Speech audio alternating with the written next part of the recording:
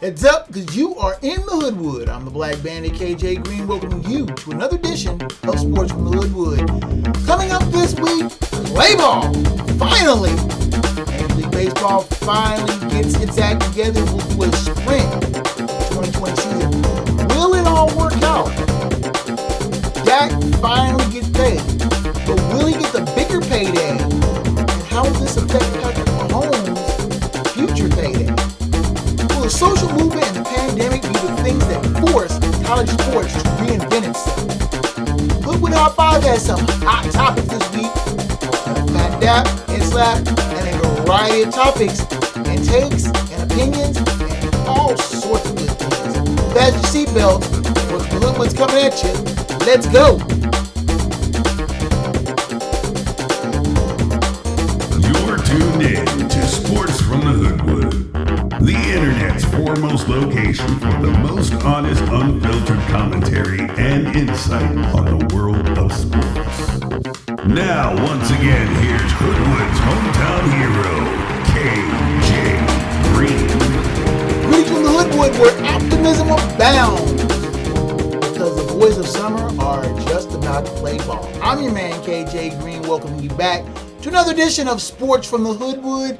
And finally, we will have Major League Baseball. The Major League Baseball Players Association, Major League Baseball agreed earlier this week to finally restart the season after a number of feints and stabs and false starts and seemingly driving closer and closer to the cliff. Major League Baseball finally decided we're going to play ball and we're going to start the season, even though the MLBPA was not happy with some of the agreements or broken agreements that Major League Baseball put in for their March 26th agreement. They're basically going back to that March 26th agreement. They're going to play 60 games. That's it. That's all they're going to play, 60 games. So instead of a long marathon type season, we're going to have a sprint. And of course, the team's going to be playing 4 divisional opponents 10 times each, with 5 interleague opponents in the same geographical area, 4 games apiece. So basically, you're going to have East playing East, Central playing Central, West playing West.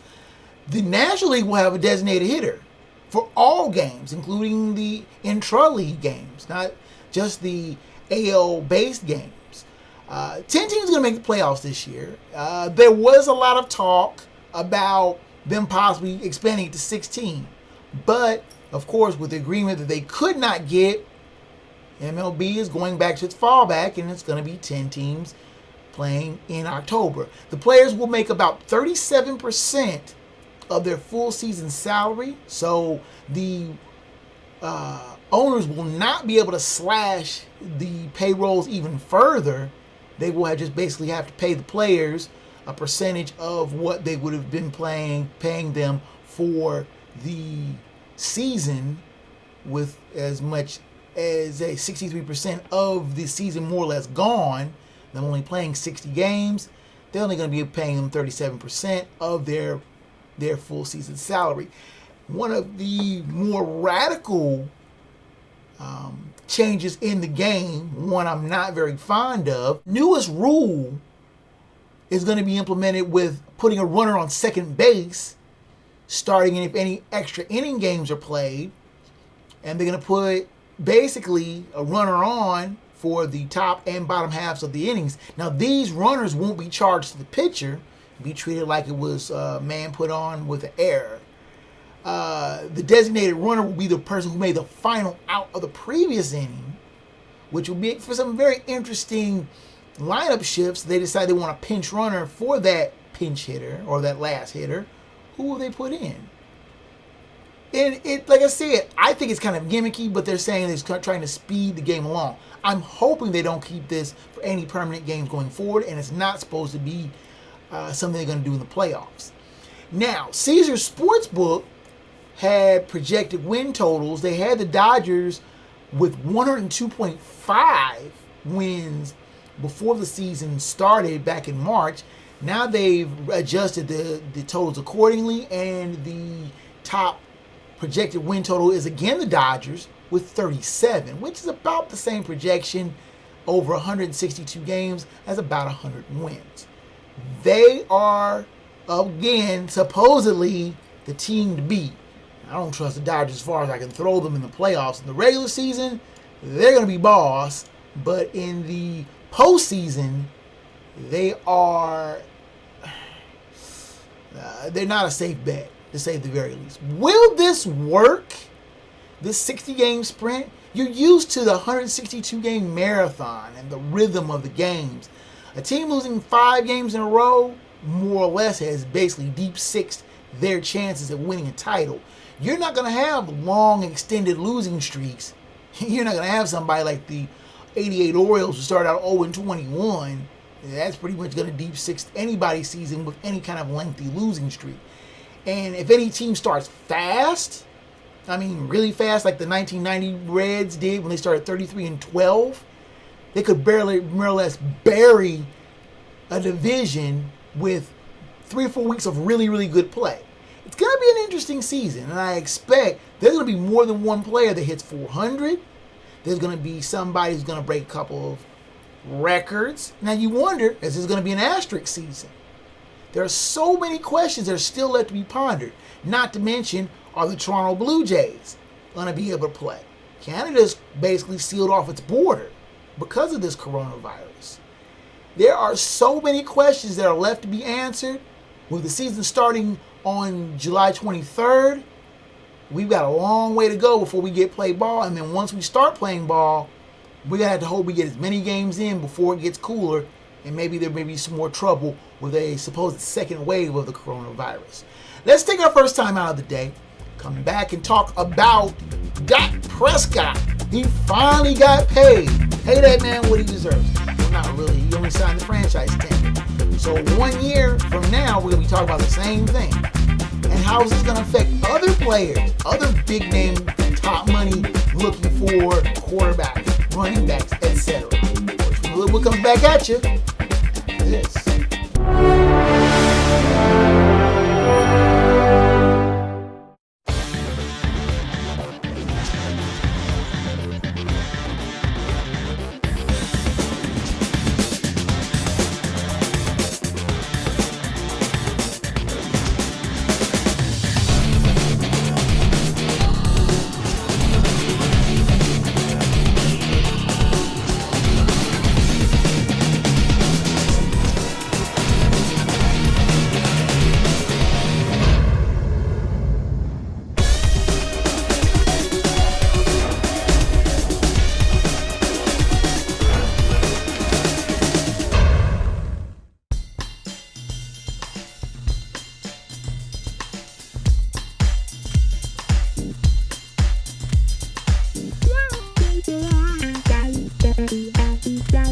Tuned into Sports from the Hoodwood, the internet's foremost location for no-nonsense commentary, insight, and opinions on the world of sports.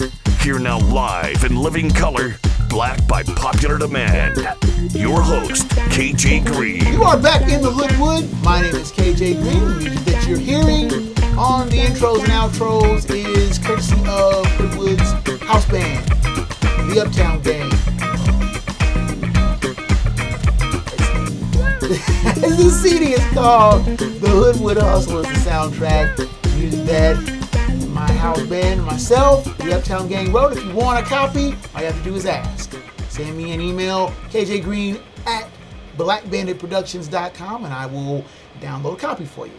Let's talk about football, shall we? And let's talk about Dak Prescott, the venerable Cowboys quarterback. Pay that man his money, we were saying all last season. Well, the Cowboys tagged him with the exclusive franchise tag, and Dak Prescott sat and thought about it, and then he just decided to wait and wait some more, and he decided to sign $31.4 million for one season only. Now, with that signing, Dak Prescott guarantees that the minimum that the Cowboys can slap a franchise tag on him for next year will cost him all of $37.6 million. The question begs itself, if Dak Prescott is worth $37 million. $31 million now and $37 million going forward. How much is Patrick Mahomes be worth? So now if you ask the question, how much will Mahomes be worth? Because Patrick Mahomes has something that Dak Prescott does not. The Super Bowl ring. And Patrick Mahomes is still playing on his rookie deal. Now, Dak Prescott will get paid. That is a certainty. Now, will he fall in the category of a Drew Brees? Or will he fall in the category of, say, a Nick Foles? Or in the category of a Jared Goff? Big money quarterbacks are basically a given. But with the money that Prescott will be getting, it's going to rise the tide for everyone. And if a mid-level quarterback like Dak Prescott, now I'm not saying Dak Prescott isn't good, he's a good, solid, serviceable quarterback. But if he's worth $31.4 million this year, $37.6 million the next year, how much will the Chiefs have to pony up to keep Patrick Mahomes in Kansas City? That will be the invariably $50 million question. Because I'm going to tell you right now, the floor is going to be $50 million a year for Dak Prescott. I'm sorry.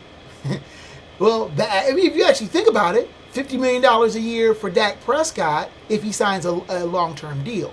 He wants a 4-year deal so that he can maximize his earning potential and get back onto the free agent market at 30.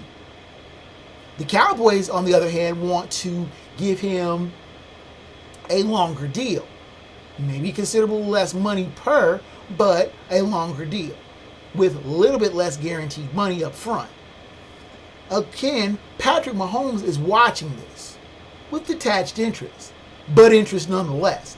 He is waiting for them to sign Dak Prescott and then say, okay, that's where we start out at. Raise me up some. And he's going to get it. Trust and believe Patrick Mahomes is going to get paid. Seriously. You don't win a Super Bowl and not get paid somewhere.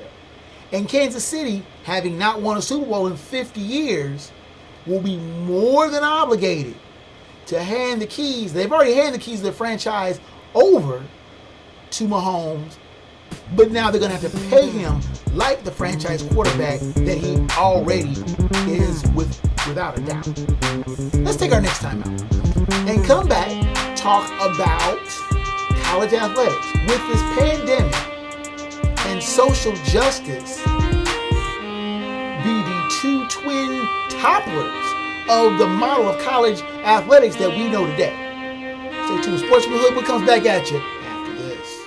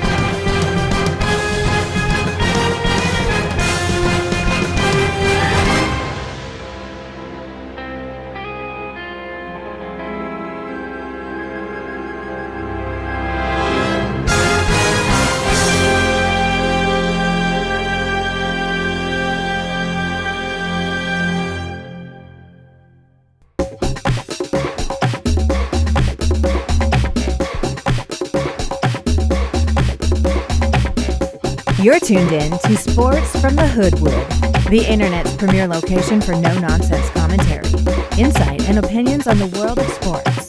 Here now, the man with 100% certified fresh takes, your host, KJ Green. Welcome back to the Hoodwood. My name is KJ Green. Our next topic is the sticky subject of compensating college athletes.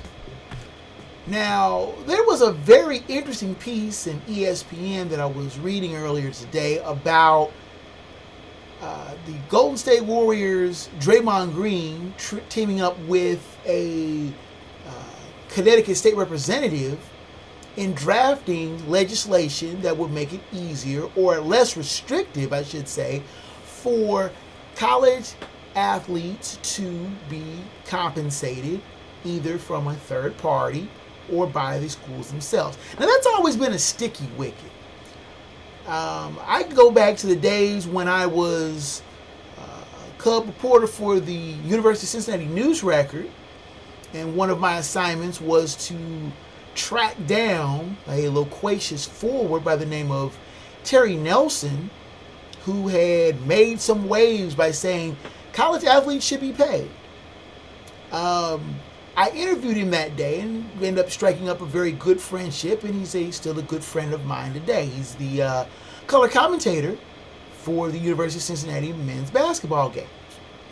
But he is somebody that I have bounced this idea off of repeatedly for nearly 30 years, that college athletes should have some sort of compensation. Well, they're already getting scholarship, room and board, free education. That should be enough.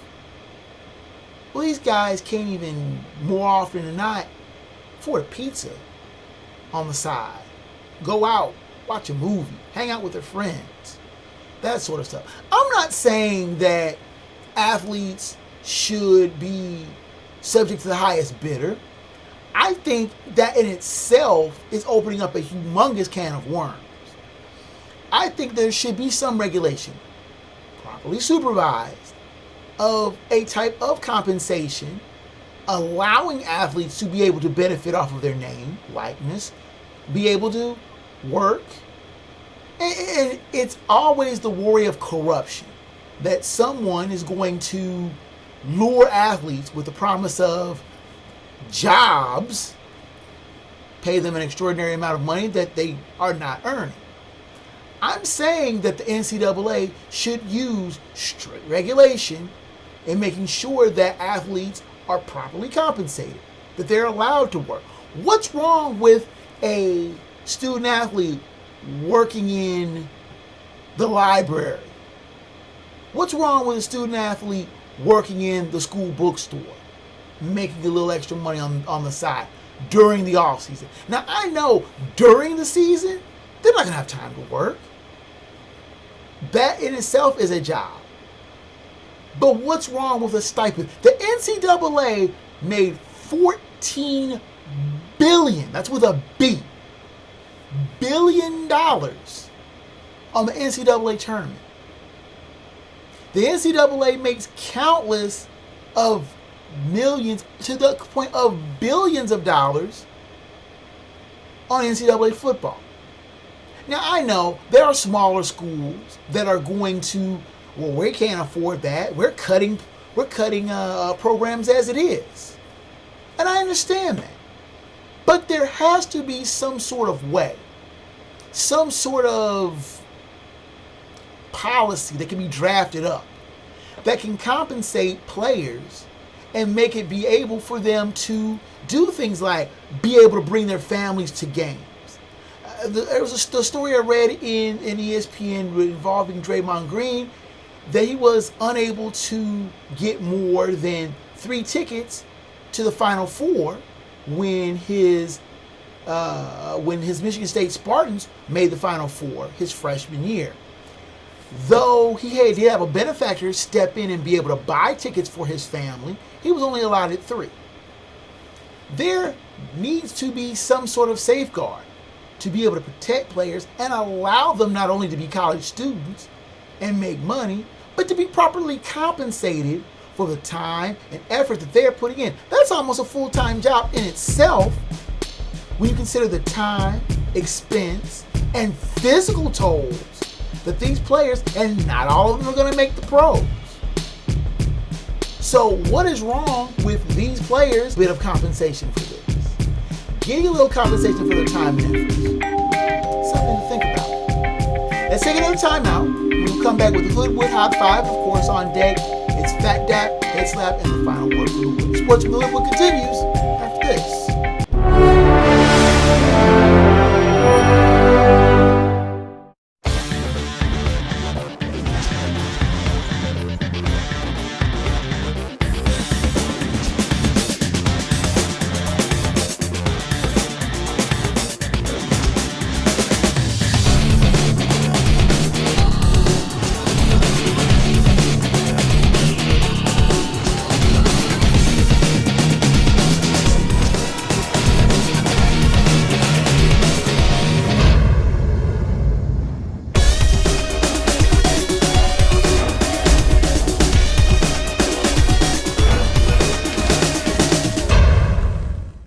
Hi everyone, I'm KJ Green. If you're looking to reach a broad audience for your advertising dollar, look no further than where you are right now. You can advertise right here in the Hoodwood. If you need spots created as well, Black Bandit Productions Enterprises can create commercial content that drives sales and gets results. You can send your inquiries to ads at blackbanditproductions.com. Black Bandit Productions and Enterprises. Sounds, ideas, and images of the 21st century.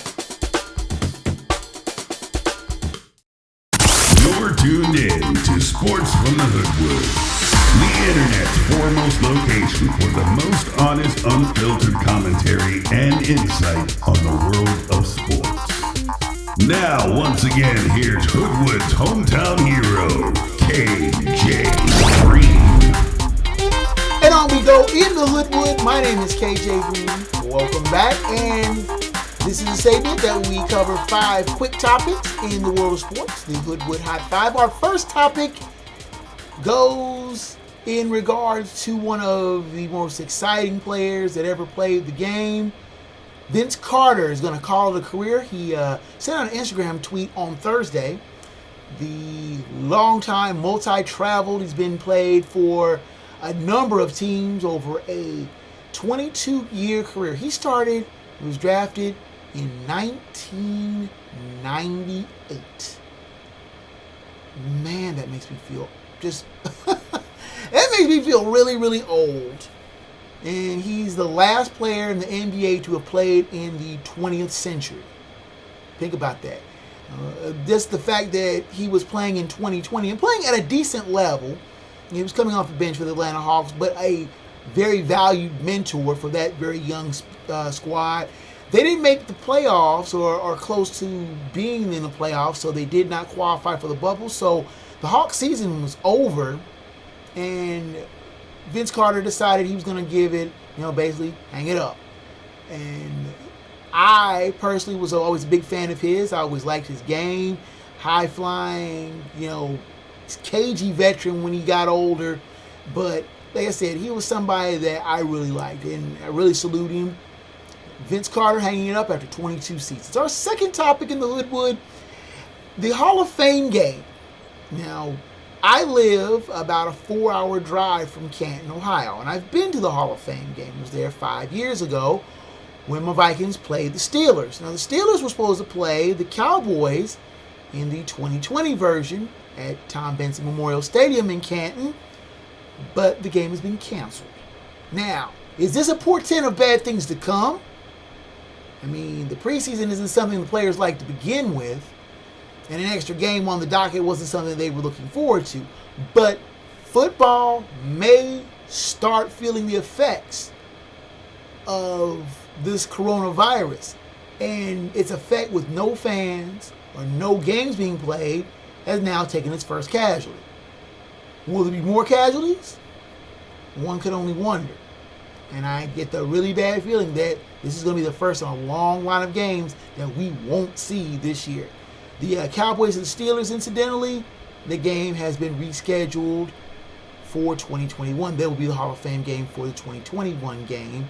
And also the enshrinement ceremonies for 2020 have also been canceled as well. Our third topic in the Hoodwood Hot 5 is the absolute dominance of Liverpool in the English Premier League.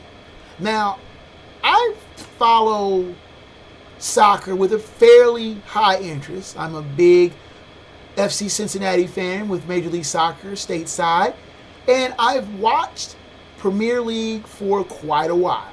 It's always interesting, but Liverpool winning its first top flight English title since 1990 in an absolutely dominating fashion.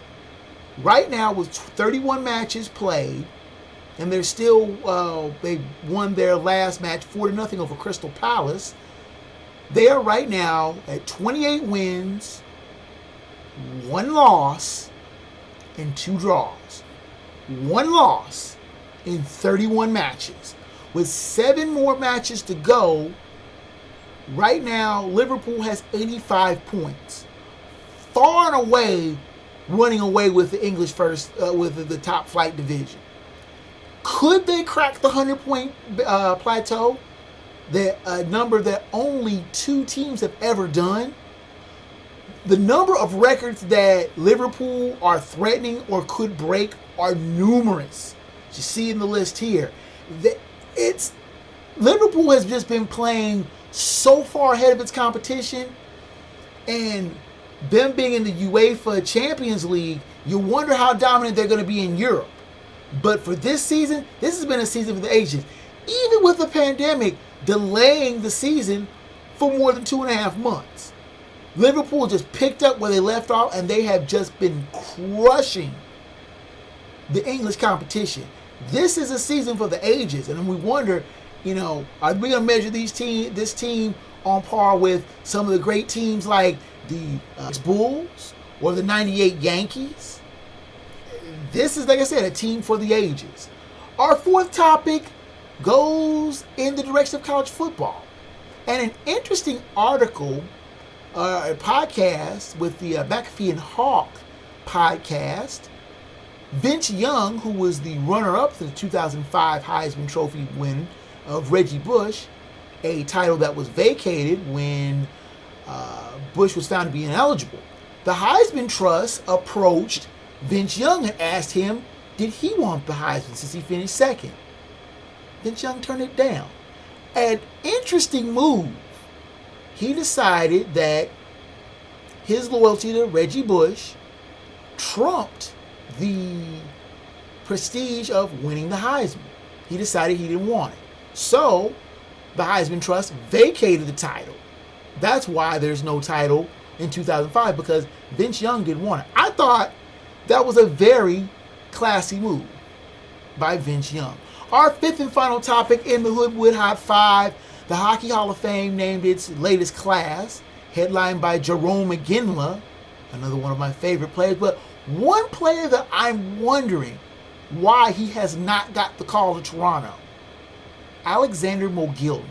That's a name, if you watch hockey in the 90s and watched the Buffalo Sabres and watched Mogilny and Pat LaFontaine just make magic on a nightly basis. Mogilny was one of the first Russian defectors to North America in the National Hockey League.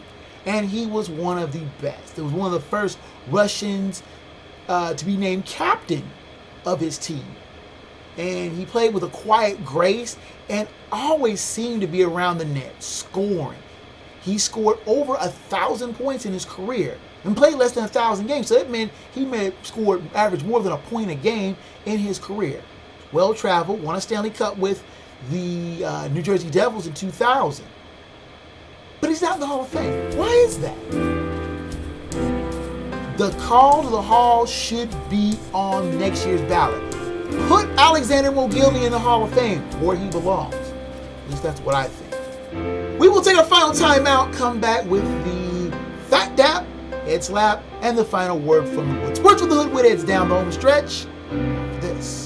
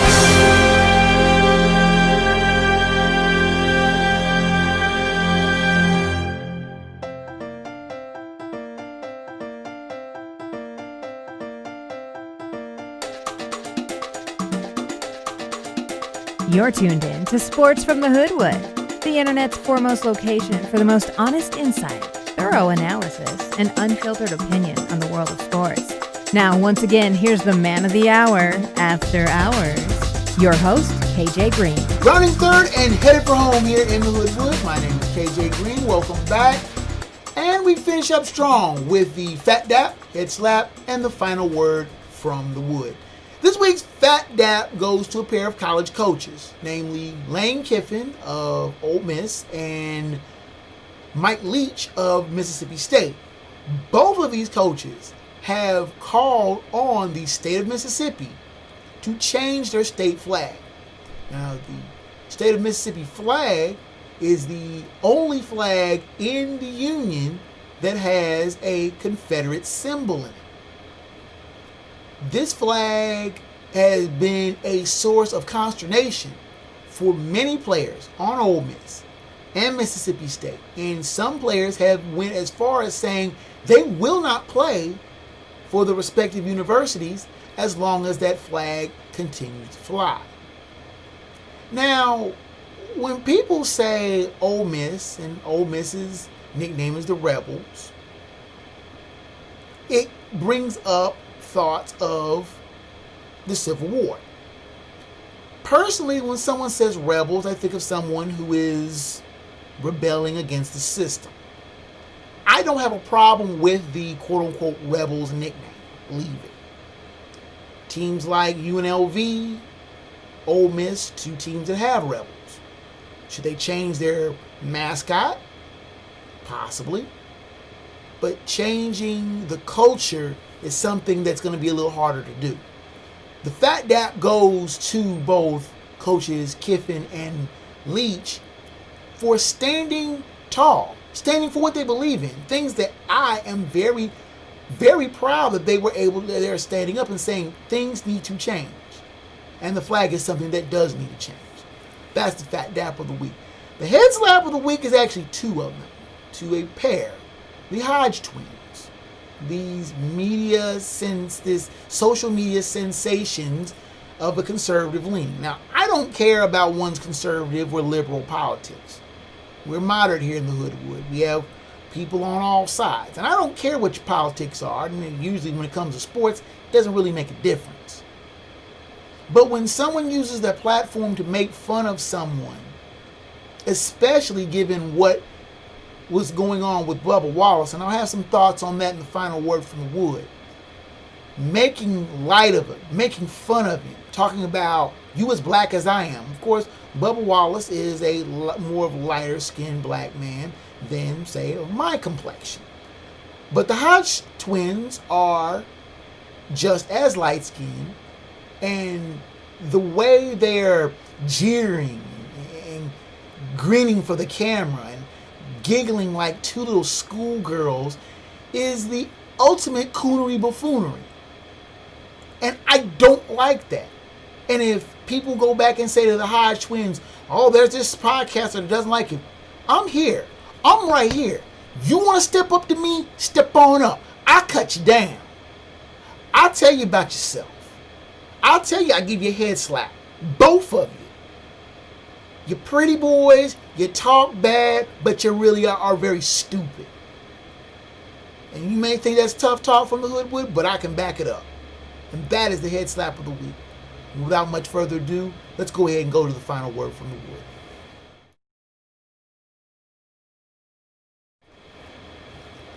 Bubba Wallace is a minority by all definitions.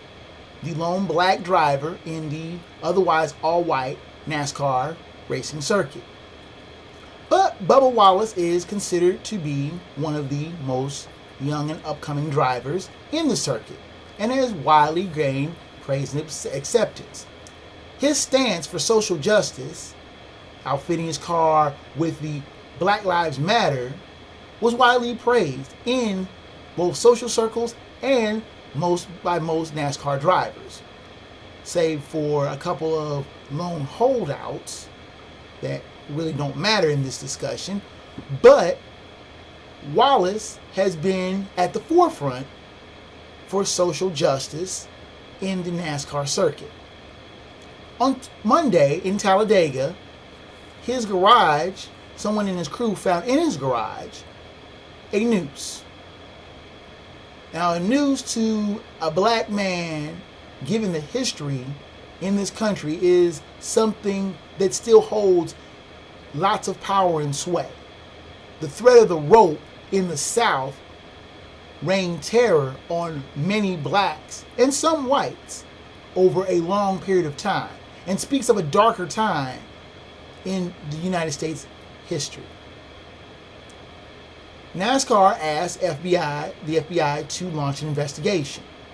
They did and found that this rope was for pulling a garage door down and had been in this garage for close to 3 years.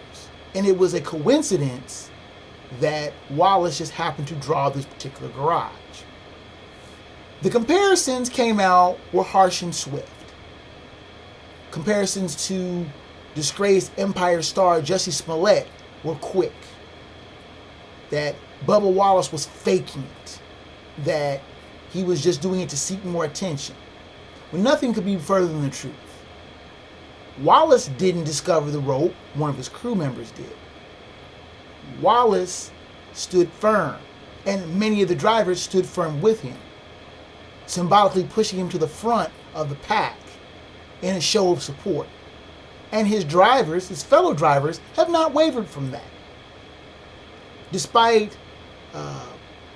calls for his scalp from some people, and laughing from the coonery buffoonery that is the Hodgetwins, Wallace has stood strong.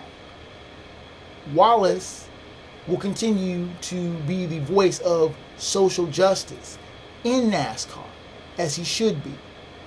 And the symbolism that news provided should be cut down.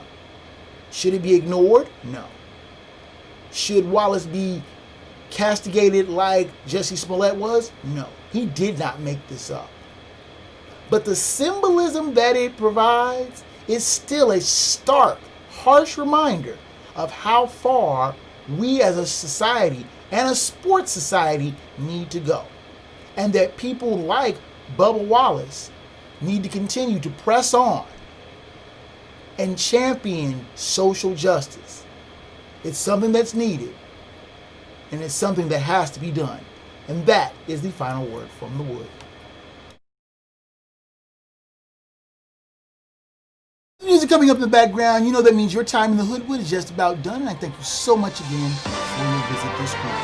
The email for the show is kjgreen@blackbettyproductions.com. You can send me emails on show topics, questions, comments, and yes, even criticism. I try to read every email and respond as quickly as possible. You can catch this podcast on a number of sites, including Amazon Prime, where the video version is hosted. I'm also on iTunes, Google Play, Spotify, as well as YouTube. Another video version there is also on Facebook. The show site itself is hoodwoodsports.podbean.com. It has previous back catalog, and it also has the music soundtrack of the show, which is known as the Hoodwood Hustle. I'm also on Facebook at Black Betty Productions and Enterprises, .com. I'm also on Twitter at KJGreen20 and KJGreenBB. Send me a tweet, I'll tweet you back. Special thanks to Rage Pictures for their continued fine production of the show. And that's that, fellow sports fans. Until next time out in the Hoodwood, I'm KJ Green. 30. Sports from the Hoodwood Is a Black Bandit Productions and Enterprises presentation. of a 551 Audio and Films production.